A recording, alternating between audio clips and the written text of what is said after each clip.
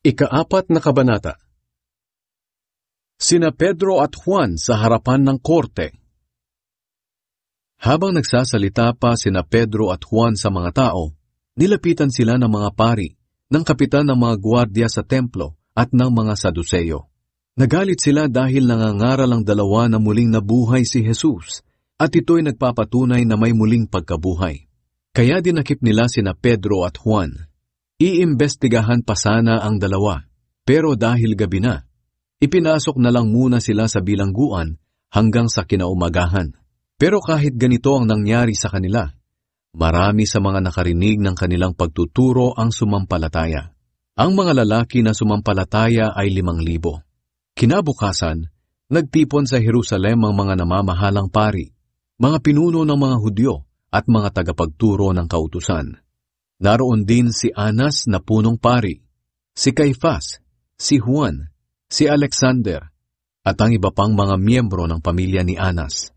Iniharap sa kanila sina Pedro at Juan at tinanong, "Sa anong kapangyarihan at kaninong autoridad ang inyong ginamit sa pagpapagaling sa taong lumpo?"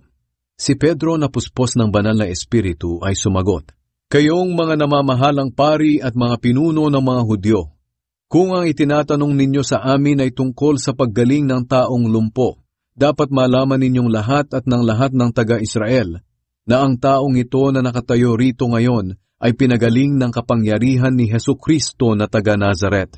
Siya ang inyong ipinako sa krus at pinatay, ngunit binuhay siyang muli ng Diyos.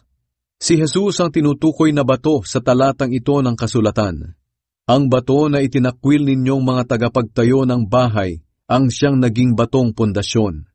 Walang sinuman sa mundong ito ang makapagliligtas sa atin, kundi si Jesus lang."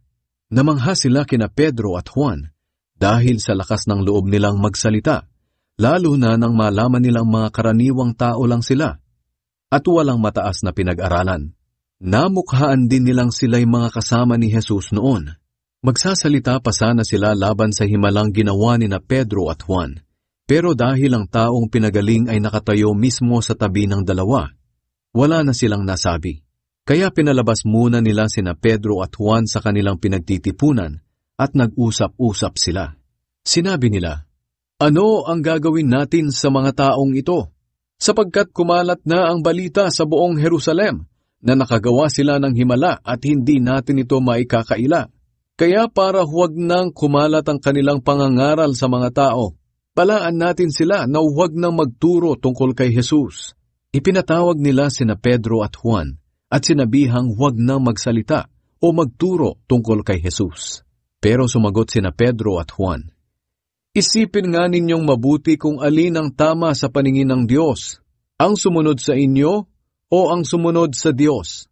Hindi pwedeng hindi namin ipahayag ang aming nakita at narinig." Pero mahigpit pa rin silang binawalan na mangaral bago sila pinakawalan. Gusto sana nilang parusahan ang dalawa, pero hindi nila magawa.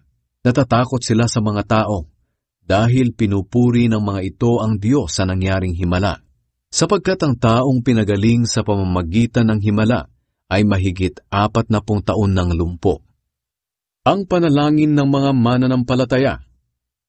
Nang pinakawalan na sina Pedro at Juan, bumalik sila sa kanilang mga kasamahan at ibinalita nila kung ano ang sinabi ng mga namamahalang pari at ng mga pinuno ng mga Hudyo.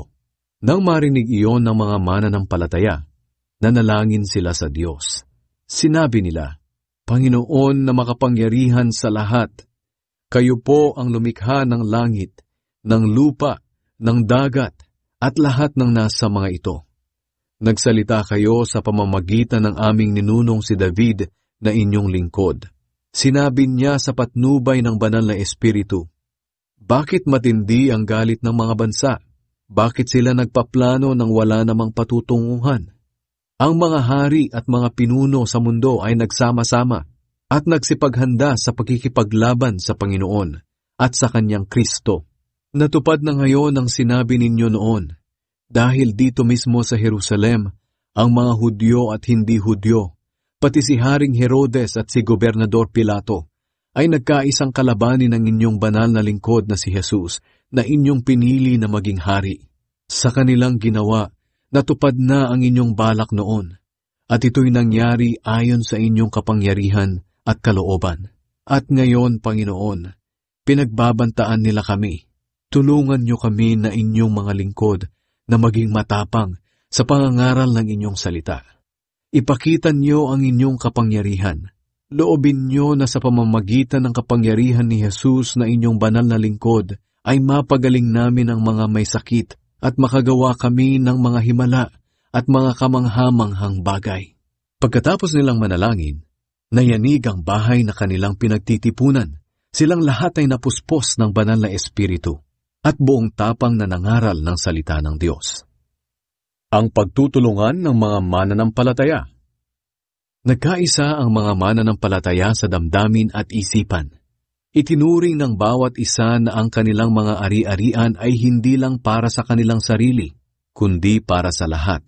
Patuloy ang paggawa ng mga apostol ng mga kamanghamanghang gawa bilang patunay na ang Panginoong Hesus ay talagang nabuhay muli.